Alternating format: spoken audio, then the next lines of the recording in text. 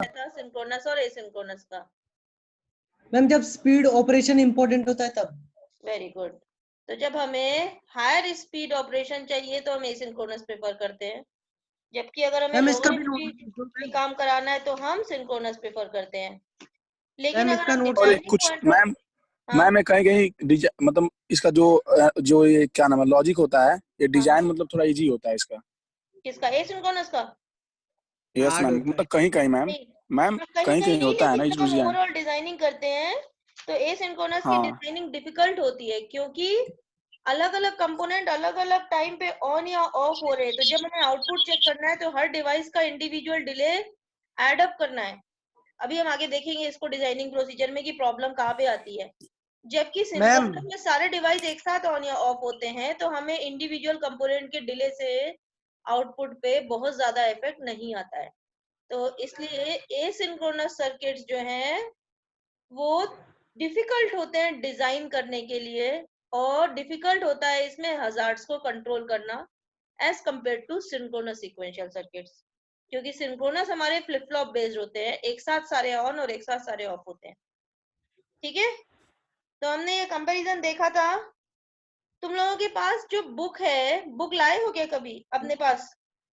No ma'am. नहीं ma'am. अरे यार तुम लोग कैसे कुछ, मैं तुम लोगों को बुक की फोटो खींच के पीडीएफ भेजूंगी, ठीक है? ठीक है मैम। क्वेश्चन मैम हम लोग यहाँ आप रहने वाले थोड़ी बुक नहीं भी तो दिया मैम। करो मैम। ठीक है, तो मैम आप उससे सिर्फ क्या होगा, वो क्वेश्चंस तुम्हें ज्यादा मिलेंगे। क्वेश्चन तुम्हारे को 3-4 ही दे पा रही हूँ मैं, और क्योंकि इसमें बड़े बड़े डायग्राम है तो मैं यहाँ पे टाइप करके नहीं दे सकती हूँ तुम्हें। तो मैं बुक की फोटो खींच के पूरे नोट्स भी भेज दूंगी एक बार, ताकि उसको डिटेल में पढ़ो। एसिंक्रोनस के लिए पढ़ना तुम्हें बहुत जरूरी है। Okay ma'am. Asynchronous difficult to design है एज कम्पेयर टू अभी तक हमने जो पढ़ा था सिंक्रोनस सीक्वेंशियल सर्किट्स। क्यों? क्योंकि यहाँ पे ओके हमें मैम। इंडिविजुअल कंपोनेंट का डिले कैलकुलेशन करना है। बहुत सारी प्रॉब्लम्स आती है उसमें, वो हम आगे पढ़ेंगे। एसिंक्रोनस और सिंक्रोनस में अगर हम सर्किट की डिजाइनिंग पॉइंट ऑफ व्यू से कहें तो डिफरेंस क्या है कि मेमोरी एलिमेंट सिंक्रोनस में फ्लिप फ्लॉप होता है, जबकि यहाँ पे क्या होता है, डिले एलिमेंट या लैच। ठीक है, तो अगर हम सिंक्रोनस की बात करते हैं तो हम फ्लिप फ्लॉप को यूज करते हैं मेमोरी एलिमेंट में, कॉम्बिनेशनल तो मेरा सेम है। जबकि हम एसिंक्रोनस में डिले एलिमेंट का यूज करते हैं, या इसी को हम लैचेस भी कहते हैं। तो डिले एलिमेंट या लैच, इनमें से कोई एक चीज का यूज कर सकते हो। यहाँ तक हम सही सब कर चुके थे, कुछ आइडिया होगा, याद होगा? ठीक है, हम सीधे आ चुके थे एनालिसिस प्रोसीजर में कि हम एनालाइज कैसे करते हैं। तो जब हम एसिंक्रोनस की बात करते हैं तो हम स्मॉल वाई से इनपुट रिप्रेजेंट करते हैं, कैपिटल वाई से आउटपुट रिप्रेजेंट करते हैं हर फीडबैक लूप का, या अगर हम कहें तो स्मॉल वाई से प्रेजेंट स्टेट और कैपिटल वाई से नेक्स्ट स्टेट रिप्रेजेंट करते हैं। स्मॉल एक्स से इनपुट और जेड से आउटपुट रिप्रेजेंट करते हैं हम यहाँ पे, जो हम यहाँ पे टर्मिनोलॉजी लेंगे। ठीक है, तो ये टर्मिनोलॉजी मैंने तुम्हें ऊपर पढ़ा रखी थी, यहाँ पे ये डायग्राम में दिख रहा है सभी को। स्मॉल एक्स से हम क्या ले रहे हैं, इनपुट, स्मॉल जेड से आउटपुट, कैपिटल वाई से नेक्स्ट स्टेट और स्मॉल वाई से प्रेजेंट स्टेट। ठीक है, डिले एलिमेंट का जो आउटपुट टर्मिनल है उस पे हमें प्रेजेंट स्टेट मिलता है, और डिले एलिमेंट के इनपुट पे हमें नेक्स्ट स्टेट मिलता है। ये ब्लॉक डायग्राम अच्छे से क्लियर होना चाहिए, क्योंकि इसी बेस पे हम अपने सर्किट में असाइन करते हैं प्रेजेंट और नेक्स्ट स्टेट को। ठीक है, तो ये सब तो मैं बता चुकी थी। अब मैं सीधे एक एग्जाम्पल पे चलती हूँ। ट्रांजिशन टेबल हम निकालते कैसे हैं किसी भी एलिमेंट का। अगर मेरा एक ये सर्किट का एग्जाम्पल दिया है, ये हमने ऑलरेडी किया था ना लास्ट क्लास। फीडबैक का मतलब यहाँ पे ये जो क्रॉस है इसका मतलब क्या था, डिले। डिले। तो कैपिटल वाई से मैंने क्या लिया, नेक्स्ट स्टेट, स्मॉल वाई से क्या लिया, प्रेजेंट स्टेट, एक्स हो गया मेरा इनपुट। सर्किट से हमने इक्वेशन निकाल ली, इक्वेशन के बाद y1 और y2 का मैप बना लिया, और y1 y2 को जब एक साथ लिख लिया तो ये मेरा क्या कहलाता है, ट्रांजिशन टेबल कहलाता है। यहाँ तक हम कर चुके थे, मेरे ख्याल से इस तक किसी को डाउट नहीं होना चाहिए। No ma'am. ठीक है, तो यहाँ से हम आगे बढ़ते हैं। हम इसी टेबल, ट्रांजिशन टेबल को यूज करेंगे और फिर हम इसकी डिफरेंट टेबल्स डिजाइन करेंगे। ट्रांजिशन टेबल का क्या मतलब है, अगर ध्यान से देखोगे तो प्रेजेंट स्टेट मेरा स्मॉल y1 y2 है, नेक्स्ट स्टेट जो मेरा ये स्क्वायर्स के अंदर लिखा हुआ है कैपिटल y1 y2 है। ये ट्रांजिशन टेबल क्या शो कर रहा है, इनपुट 0 पे प्रेजेंट स्टेट से नेक्स्ट स्टेट क्या होगा और इनपुट 1 पे प्रेजेंट स्टेट से नेक्स्ट स्टेट क्या होगा। ठीक है, और हम सर्किल से क्या शो कर रहे हैं, अगर मेरा प्रेजेंट स्टेट और नेक्स्ट स्टेट सेम है तो वो स्टेबल स्टेट कहलाता है और उसको हम सर्किल कर देते हैं। ठीक है, तो इसी टेबल को हम ले गए थे और इससे हमने क्या बनाया था, अपना फ्लो टेबल। ठीक, ये वाला टेबल जो है इसको अगर हम ले जाएंगे और रिप्रेजेंट करेंगे, फ्लो टेबल में और ट्रांजिशन टेबल में अंतर बस इतना है कि ट्रांजिशन टेबल में हम बाइनरी वैल्यूज में स्टेट को असाइन करते हैं, जबकि फ्लो टेबल में हम अल्फाबेट से असाइन करते हैं। अगर 4 स्टेट है तो हम ABCD लिखेंगे तो वो फ्लो टेबल कहलाएगा। अगर हम उसको 4 स्टेट्स को 0 0 0 1 1 0 1 1 के फॉर्म में लिखेंगे तो वो ट्रांजिशन टेबल कहलाएगा। तो ये सेम टेबल में मैंने स्टेट को क्या लिख लिया, ABCD यहाँ पे लिख लिया और इनपुट 0 और 1 पे स्टेट की वैल्यू असाइन कर दी। तो ये मेरे 4 स्टेट्स हो गए। इन स्टेट्स के साथ अगर हम आउटपुट साथ में स्पेसिफाई कर देते हैं तो मेरा क्या आ जाएगा, वो 2 इनपुट और 1 आउटपुट का मेरा डायग्राम बन जाएगा। तो अगर हम इसी में आउटपुट और स्पेसिफाई करते हैं, से ये मेरा सर्किट था, यहाँ पे Z कोई टर्मिनल वैल्यू दिया हुआ नहीं था। अगर क्वेश्चन में आउटपुट Z भी दिया हुआ है तो हम आउटपुट भी साथ में स्पेसिफाई करेंगे। तो हमने एक एग्जांपल ले लिया, ये वाला, इसमें हमने 2 इनपुट ले लिए x1 x2। दिख रहे सभी को, 2 इनपुट के कितने कॉम्बिनेशन हो गए, 4 0 0 0 1 1 1 1 0। 2 स्टेट ले ली A और B और एक आउटपुट ले लिया। तो ये मेरा जो फ्लो डायग्राम है ये क्या शो कर रहा है, a circuit with 2 input 2 state and 1 output. ठीक है, तो जो मेरा A से A आ रहा है तो ये मेरा स्टेबल स्टेट हुआ, सर्किल कर लिया सर्किल कर लिया सर्किल कर लिया। सिमिलरली B से B जा रहा है तो स्टेबल हुआ, इसको सर्किल कर लिया। और कॉमा करके जो लिखा है ये आउटपुट की वैल्यू लिखा है, आउटपुट 0 0 0 0 0 0 1 0। तो ये मेरा जो फ्लो स्टेट टेबल है, ये एक एग्जांपल लिया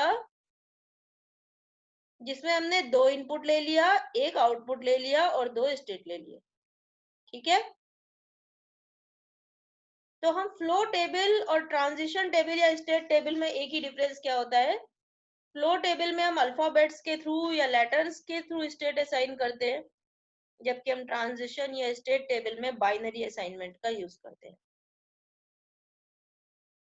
तो अब हम याद करते हैं, अगर हम फ्लो टेबल से सर्किट बनाना चाहते हैं तो हमें क्या करना है, स्टेट अलग कर लेना है और आउटपुट की वैल्यू को अलग कर देना है। तो ये मेरा जो दोनों चीजें एक साथ लिखी थी, सबसे पहले तो क्या करेंगे, 2 स्टेट है मेरी, तो बाइनरी वैल्यू कितनी चाहिए मुझे, एक की 2 वैल्यू असाइन कर सकते हैं। तो हमने एक स्टेट वेरिएबल ले लिया, उसकी 2 वैल्यू असाइन कर दी, A को 0 और B को 1। ठीक है मैम, हाँ, मैम ये फ्लो टेबल में जो दूसरा वाला बनाया था ना टेबल आपने पिछले वाले ये सर्किट में, एग्जांपल वो लिया समझ था। नहीं। हाँ ठीक, मैम 2 स्टेट मैम विथ, इसमें आउटपुट कैसे लिख रहे हैं मैम? ये क्वेश्चन दिया हुआ है, इसके बेस पे तुम्हें सर्किट बनाना है। मैम ये सेकंड वाला टेबल जो है ना 2 state with 2 input and 1 output, ये कैसे हाँ, ये बनाया है? क्वेश्चन दिया हुआ है, इस एग्जाम्पल के लिए मुझे सर्किट डिजाइन करना है। पहले मैंने क्या किया, पहला जो मैंने एग्जाम्पल लिया था, सर्किट दिया था और सर्किट से मैंने क्या बनाया, फ्लो टेबल बनाया। पहले ट्रांजिशन टेबल बनाया, फिर फ्लो टेबल बनाया। ठीक है, अब हमने उल्टा लिया, फ्लो टेबल अगर दिया हुआ है तो मुझे इससे सर्किट बनाना है। ठीक है, तो यहां तक हमने इस सर्किट जो हम आए थे पहला वाला,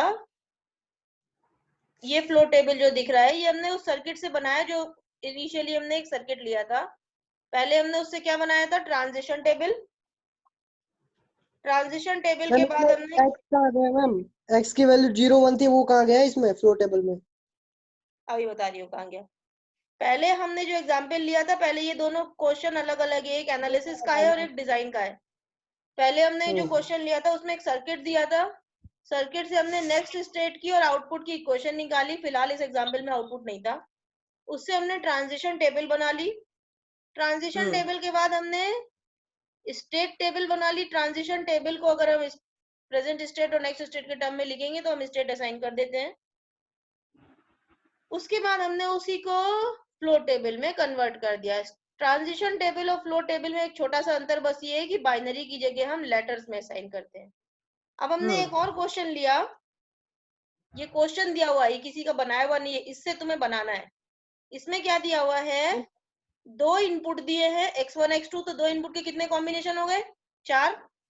लिख लिए 0 0 0 1 1 1 1 0। अच्छा मैम। दो स्टेट दे दी, ए और बी। अगर हम फ्लो टेबल में लिखेंगे, अगर हम बाइनरी में लिखेंगे तो 0 1 लिखेंगे, ठीक है।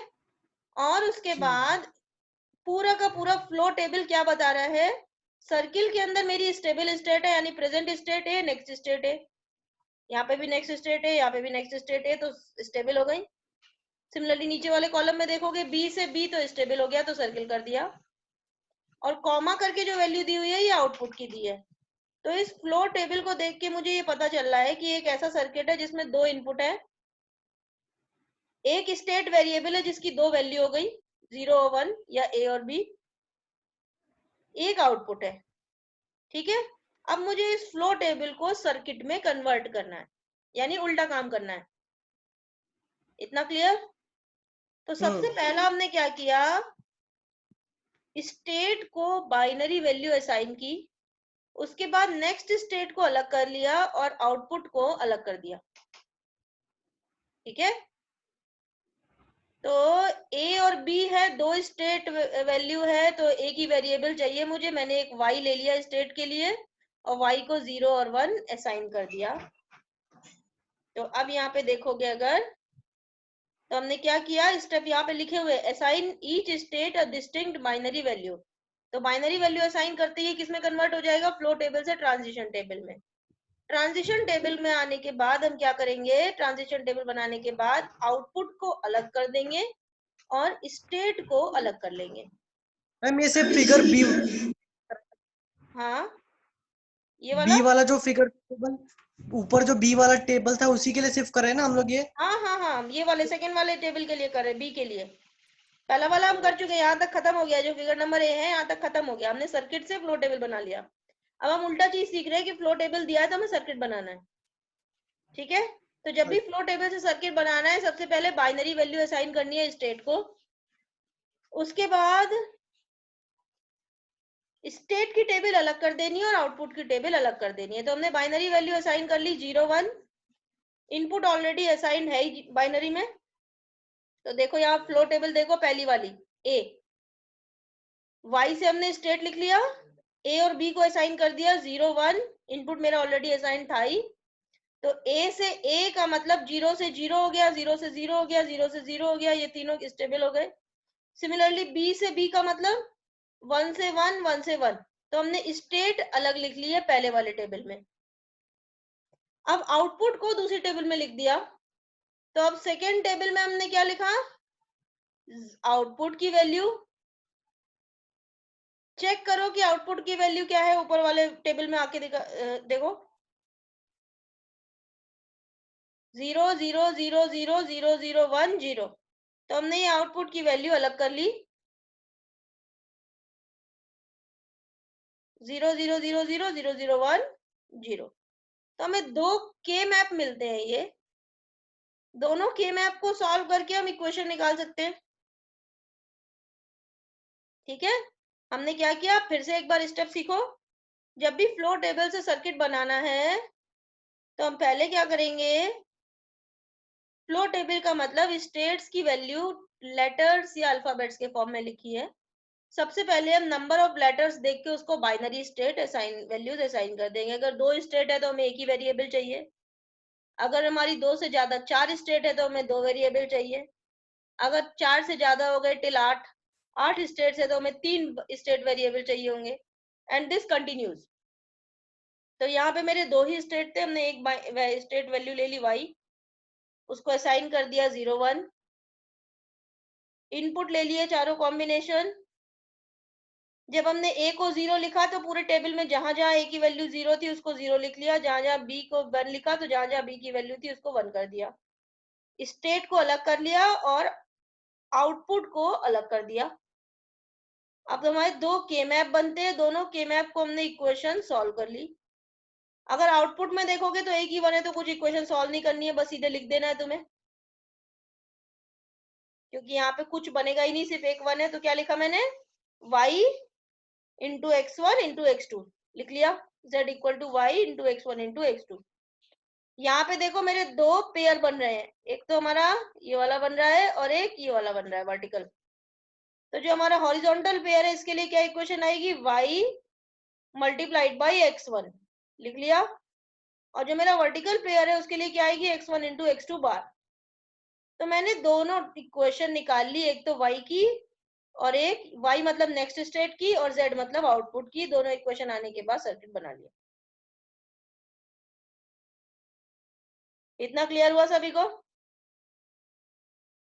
तो हमने 2 चीज सीखी अभी, पहला सर्किट दिया है तो हम फ्लो टेबल कैसे बनाएंगे, दूसरा फ्लो टेबल दी है तो हम उससे वापस सर्किट कैसे बनाएंगे।